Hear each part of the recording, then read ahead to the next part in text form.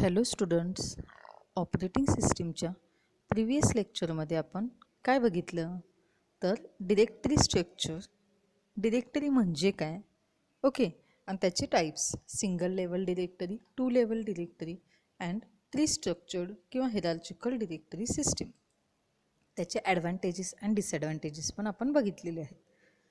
आजच्या लेक्चरमध्ये आपण न्यू पॉईंट स्टार्ट करणार आहोत, that is disk organization and disk structure.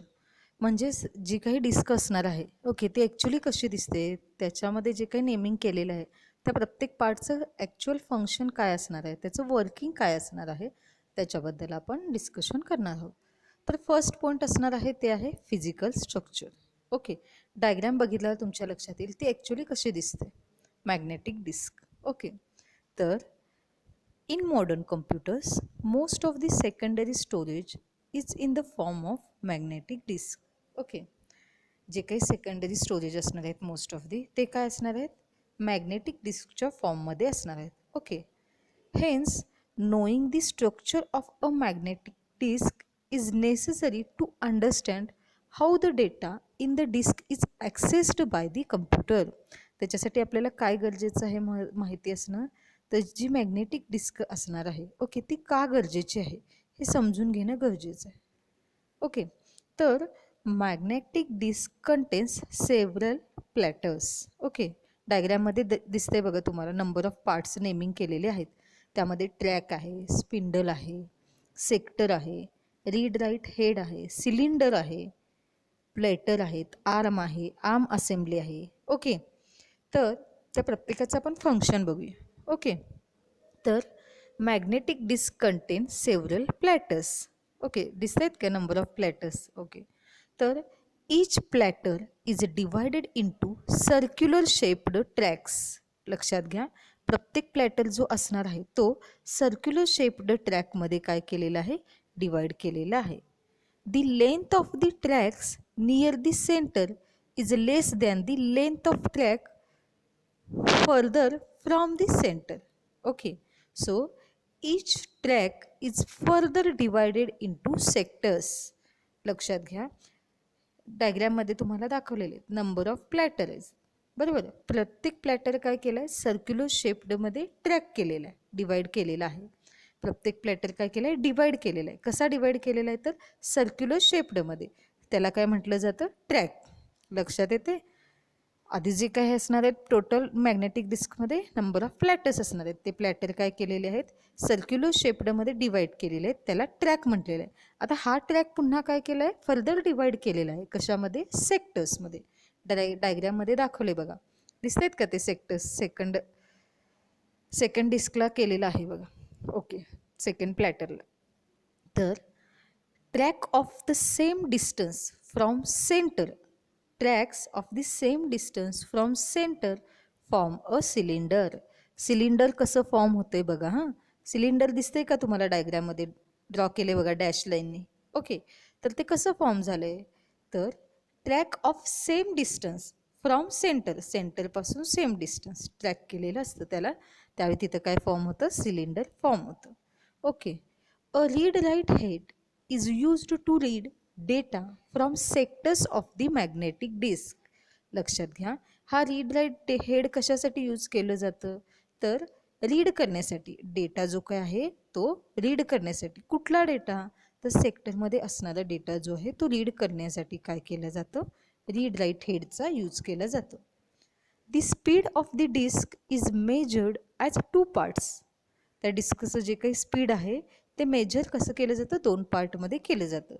First असणार आहे तो आहे ट्रान्सफर रेट. आता ट्रान्सफर रेट म्हणजे काय, तर this is the rate at which data moves from disk to computer. Transfer rate. आणि सेकंड कोण असणार आहे, रँडम ॲक्सेस टाईम. लक्षात घ्या, डिस्कचं स्पीड जे आहे ते मेजर दोन पार्टमध्ये केलं जातं. पहिला आहे ट्रान्सफर रेट, त्याच्यामध्ये काय केला जातो, जो काही डेटा मूव्ह केला जातो डिस्क टू कम्प्युटर त्याच्यासाठीचा जो काही रेट आहे त्याला काय म्हटलं जातं, ट्रान्सफर रेट. आणि रँडम ॲक्सेस टाईम म्हणजे काय, तर it is the sum of seek time and rotational latency. लक्षात घ्या, हे काय असणार आहे? Sum of seek time and rotational latency, म्हणजेच कोण? Random access time. Random access time म्हणजे काय सांगितलं मी? ॲडिशन असणार आहे. जो काही सीक टाईम असणार आहे तो प्लस रोटेशनल लॅटन्सी यांची ॲडिशन म्हणजे कोण असणार आहे? Random access time. Next, seek time म्हणजे काय? तर seek time is the time taken by arm to move to required track. Okay, seek time म्हणजे काय असणार आहे? It's time taken by arm to move to the required track. Rotational latency is defined as the time taken by the arm to reach the required sector in the track. लक्षात घ्या, पहिल्यांदा आपण काय बघितलं? डिस्कचं जे काही स्पीड असणार आहे ते दोन पार्टमध्ये मेजर केलं जातं, ट्रान्सफर रेट आणि random access time. Transfer rate म्हणजे मी काय सांगितलं? डेटा मूव्ह केला जातो डिस्क टू कम्प्युटर, त्याचा जो काही रेट असणार आहे that is nothing but transfer rate. Next काय सांगितलं मी? Random access time. तर रँडम ॲक्सेस टाईम म्हणजे काय सांगितलं? तर addition of seek time and rotational latency, जी काही तुमची रोटेशनल लॅटन्सी असणार आहे प्लस सीक टाईम, ह्या दोघांची ॲडिशन केल्यानंतर कोण मिळतं आपल्याला? Random access time. तर सीक टाईम म्हणजे काय? तर time taken by the arm to move to required track. Okay, काय सांगितलं मी? सीक टाईम म्हणजे time taken by arm to move to the required track. Required ट्रॅककडे मूव्ह करतानाचा जो काही टाईम लागतो त्या आर्म्सला, तो म्हणजे सीक टाईम. आणि रोटेशनल लॅटन्सी म्हणजे काय सांगितलं मी? तर time taken by arm to reach required sector in the track. लक्षात घ्या, रोटेशनल लॅटन्सी म्हणजे काय? टाईम रिक्वायर्ड असणार त्या आर्मला कशासाठी? तर जे काही रिक्वायर्ड सेक्टर असणार आहेत त्या ट्रॅकमध्ये तिथपर्यंत पोहोचण्यासाठी, त्याला म्हटलं जातं रोटेशनल लॅटन्सी. लक्षात येते का? प्रत्येक पार्टबद्दल मी तुम्हाला सांगायले मॅग्नेटिक डिस्कच्या. ओके, नेक्स्ट आहे रेड स्ट्रक्चर. ओके, नेक्स्ट असणार आहे रेड स्ट्रक्चर. तर रेड स्ट्रक्चर म्हणजे काय? याच्यावर एक्झाममध्ये क्वेश्चन विचारला जातो, म्हणजे त्याच्या ज्या काही नंबर ऑफ लेवल्स असणार आहेत रेडच्या, RAID level 0, 1, 2, 3, 4, 5 up to 6. Okay, त्याच्याबद्दल डिस्क्रिप्शन किंवा डायग्रॅम ड्रॉ करावी लागते तुम्हाला. ओके, तर the general idea behind RAID is to employ a group of hard drive together with some form of duplication, either to increase reliability or to speed up operations. Okay, लक्षात घ्या, त्या red हे जे काही structure असणार आहे तर त्याच्या मागं त्याची आयडिया काय असणार आहे? ते का हे केलं जातं? Group of hard drive together का केले जातात? तर रिलायबिलिटी इन्क्रीज करण्यासाठी किंवा जे काही नंबर ऑफ ऑपरेशन्स असतील त्यांचं स्पीड अप करण्यासाठी. Okay, red originally stand for redundant अरे ऑफ इनएक्सपेन्सिव्ह डिस्क. रेडचा लॉंग फॉर्म लक्षात घ्या. Red means what? रिडंडंट अरे ऑफ इनएक्सपेन्सिव्ह डिस्क म्हणजे कोण? रेड. लॉंग फॉर्म लक्षात आला. आणि हे डिझाईन कशासाठी केलेलं आहे? तर it designed to use a bunch of cheap small disk in place of one or two larger more expensive ones. Okay, हे कसं डिझाईन केलं जातं? तर त्याच्यामध्ये काय केले जातात? Bunch of cheap small disk घेतले जातात. कोणाच्या रिप्लेसमेंटला? तर एक किंवा दोन लार्जर मोर एक्सपेन्सिव्हच्या रिप्लेसमेंटला. ओके, लार्जर ज्या काय असतील 1 or more एक्सपेन्सिव्ह डिस्क त्याच्या रिप्लेसमेंटला bunch of cheap small disk असतात. तर RAID system employ large possible expensive disk as their component switching the definition to independent. लक्षात घ्या, त्यामुळे आत्ताची जी काही डेफिनेशन आत्ताचं जे तयार झालेलं आहे ते रिडंडंट अरे ऑफ इनएक्सपेन्सिव्ह डिस्कच्या रिप्लेसमेंटला काय होणार? इंडिपेंडंट डिस्क होणार. लक्षात येते काय? का? कारण ते काय केले? रिप्लेस केलेले आहेत एक्सपेन्सिव्हचं.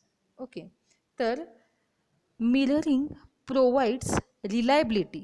लक्षात घ्या, रेड लेवल्सचं डिस्क्रिप्शन आता आपण चालू करणार आहे, जेवढे काही नंबर ऑफ लेवल्स आहेत ते. त्याच्या आधी मी काय तुम्हाला सांगते, मिररिंग प्रोव्हाइड्स रिलायबिलिटी. मिररिंग काय प्रोव्हाइड करते? रिलायबिलिटी प्रोव्हाइड करते बट इट इज एक्सपेन्सिव्ह, पण ते काय असतं, एक्सपेन्सिव्ह असतं. स्ट्रिपिंग इम्प्रूव्ज परफॉर्मन्स, लक्षात घ्या, स्ट्रिपिंग काय करते, परफॉर्मन्स इम्प्रूव्ह करते. But does not improve reliability, पण ते रिलायबिलिटी इम्प्रूव्ह करत नाही.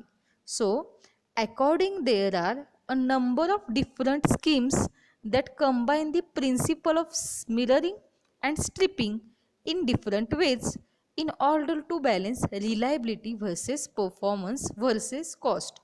लक्षात घ्या, रेड लेवल स्टार्ट करण्याआधी मी तुम्हाला सांगते, मिररिंग केल्यावर ते काय प्रोव्हाइड करते, आपल्याला रिलायबिलिटी प्रोव्हाइड करते, पण ते काय असणार आहे, एक्सपेन्सिव्ह आहे. मिररिंग केल्यावर काय होते, रिलायबिलिटी प्रोव्हाइड करते, पण ते एक्सपेन्सिव्ह असणार आहे. नेक्स्ट स्ट्रिपिंग केल्यावर ते काय करते, परफॉर्मन्स इम्प्रूव्ह करते, ओके, पण ते रिलायबिलिटी प्रोव्हाइड इम्प्रूव्ह करत नाही. मग काय केलं जातं रेड लेवल्समध्ये, स्ट्रिपिंग आणि मिररिंग ह्या दोघांचे जे काही प्रिन्सिपल्स असणार ते कंबाईंड केले जातात. कशासाठी, तर अशा पद्धतीनं कंबाईंड केले जातात की त्यांची जी काही रिलायबिलिटी असणार आहे, परफॉर्मन्स आणि कॉस्ट हे बॅलेन्स्ड राहण्यासाठी. Okay, so reliability versus performance versus cost balance ठेवण्यासाठी, बॅलेन्स्ड फॉर्ममध्ये ठेवण्यासाठी काय केलं जातं, मिरर आणि स्ट्रिपिंग केलं जातं. ओके, सो आता त्याच्या डिफरंट लेवल्स असणार आहेत, ते आपण फॉलो करूया. रेड लेवल 0, आता डायग्रॅम बघितल्यावर तुम्हाला लक्षात येईल. ओके, ह्या नंबर ऑफ रेड लेवल्स असणार आहेत. Red level 0, 1, 2, 3, 4, 5 and 6.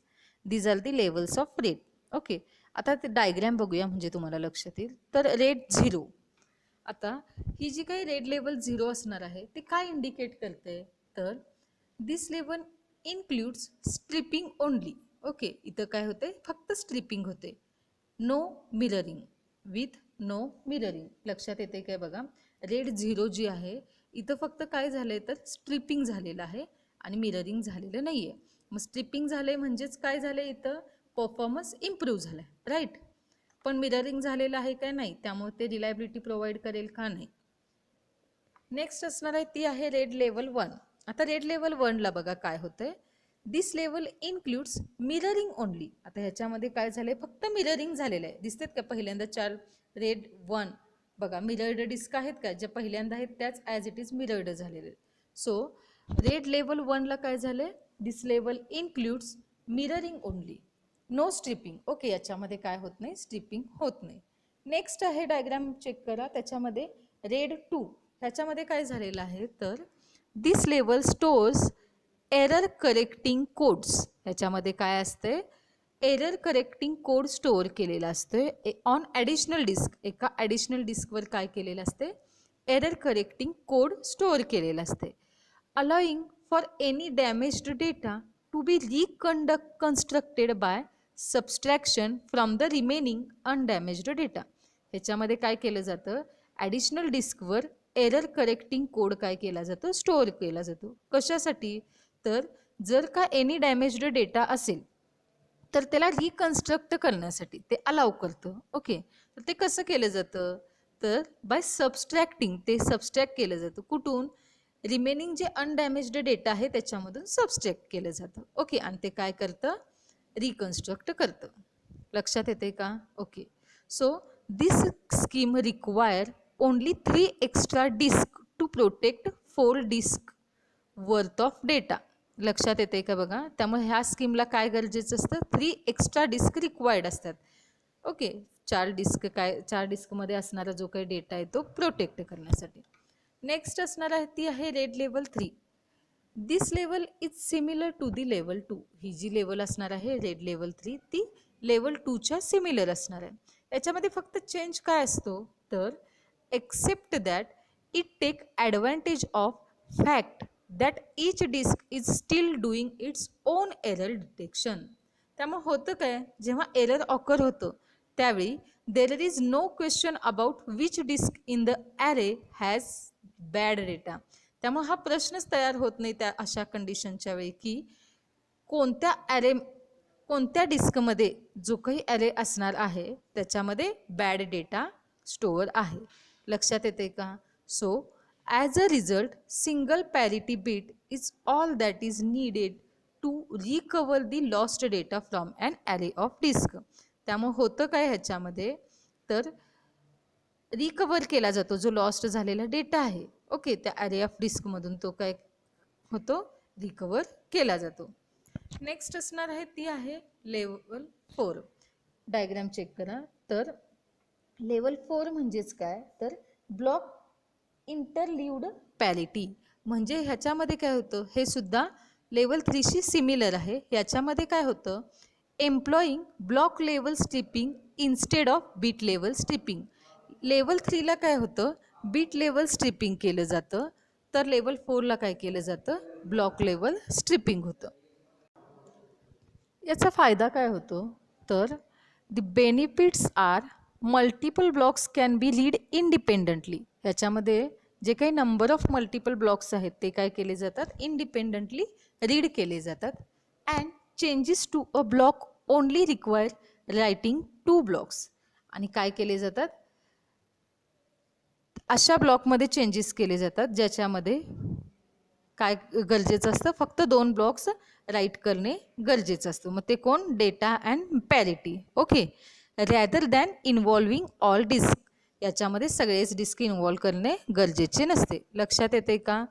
So red 4 लक्षात आलं, हे लेवल 3 सारखंच असणार आहे. रेड लेवल 4 हे लेवल 3 सारखंच सिमिलर असणार आहे. जस्ट याच्यामध्ये काय केलं जातं, बीट लेवलला रिप्लेस करून ब्लॉक लेवल स्ट्रिपिंग केलं जातं.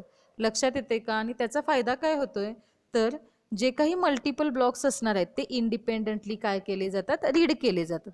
आणि जर का चेंज करायचं असेल ब्लॉकमध्ये तर काय होतं, ह्याला फक्त 2 ब्लॉक्स राईट करणं गरजेचं असतं, डेटा अँड पॅरिटी. त्याच्यामध्ये सगळेच डिस्क इन्व्हॉल्व करणं गरजेचं नसतं. लक्षात येते रेड लेवल 4 ओके. नेक्स्ट असणार आहे ती आहे रेड लेवल 5. आता ही सुद्धा काय असणार आहे, लेवल 4 सारखी सिमिलर असणार आहे. फक्त ह्याच्यामध्ये चेंज काय होतं, तर except the parity blocks are distributed over all disk okay. All डिस्कच्या ओव्हर काय केले जातात, हे काय केले जातात. सो त्याच्यामध्ये काय होतं, for any given block okay, for any given block on disk one of disk will hold the parity information. त्यातील एक डिस्क काय करते, पॅरिटी इन्फॉर्मेशन होल्ड करते. कशासाठी, तर त्या ब्लॉकसाठी. आणि दुसरी जी असणार आहे n-1 डिस्क, ती होल्ड कशासाठी करते, तर डेटासाठी होल्ड करते. So note that the same disk can not hold both data and parity. जे सेम डिस्क असणार आहेत त्या काय करत नाहीत, डेटा अँड पॅरिटी दोन्ही होल्ड करू शकत नाहीत. तर एक डिस्क काय करते, डेटा होल्ड करते आणि दुसरी n-1 डिस्क काय करते, पॅरिटी होल्ड करते त्या same ब्लॉकसाठी.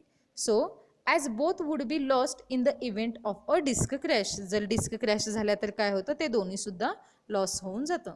That is RAID level 5. हे सुद्धा काय असणार आहे, लेवल 4 सारखी सिमिलरच असणार आहे. फक्त एक्सेप्शनल काय सांगायचं, पॅरिटी ब्लॉक्स जे काय केले जातात, डिस्ट्रीब्यूट केले जातात ओव्हर ऑल डिस्क, सगळ्या डिस्कचे डिस्ट्रीब्यूट केले जातात. त्यामुळे होतं काय, eventually balancing the load on the system. सिस्टीममध्ये बॅलेन्स केला जातो ओके, व्यवस्थित इव्हनली बॅलेन्स केला जातो. लक्षात येते. लास्ट लेवल असणार आहे ती आहे रेड लेवल 6. आता याच्यामध्ये काय होतं, जी रेड लेवल 5 असणार आहे तीच एक्सटेंड केलेली आहे. कशी, तर bye storing multiple bits of error recovery codes. कशी, तर हे काय केले, लेवल 5 एक्सटेंड केली आणि लेवल 6 झालेली. तर याच्यामध्ये काय कशी केली जाते ती, तर storing multiple bits of error recovery codes केल्यामुळं काय होतं, एक्सटेंड होते.